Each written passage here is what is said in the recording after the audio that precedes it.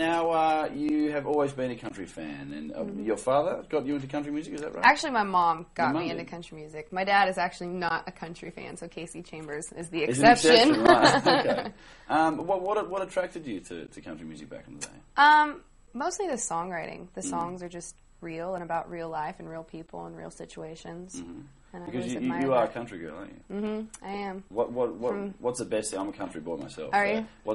Explain to the people how brilliant it is to be from the country. Well, for me, it was great growing up because I could go out on the porch in my underwear if I wanted to and play guitar and sing at the top of my lungs, and no one would ever see me or bother me. Or I think actually, if people saw that, we'd sell some records.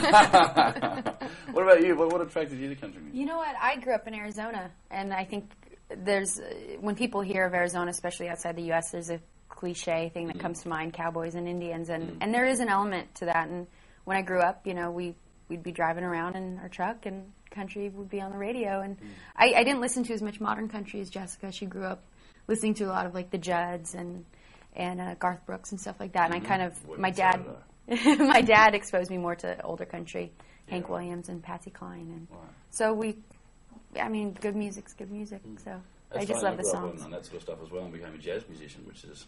But a lot of jazz musicians actually love country music. Yeah. Excuse me. Now it's time to get back to the music. We've got Dixie Chicks coming up, and can you explain? I mean, there was a great big uproar. They ragged on Bush a little bit. For the people at home, can you just reiterate exactly what happened?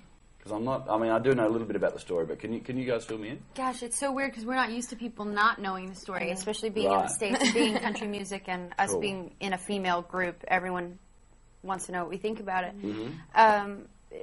They didn't really agree with when the war first started. They didn't agree with our president's decision, and were vocal about it. And they're from Texas, and our president's from Texas, and it just got blown up into this huge thing. And whether it was right or wrong, it just was they were like very ugly. Fans and, and death threats and some really really heavy stuff. We were on tour with them at the time.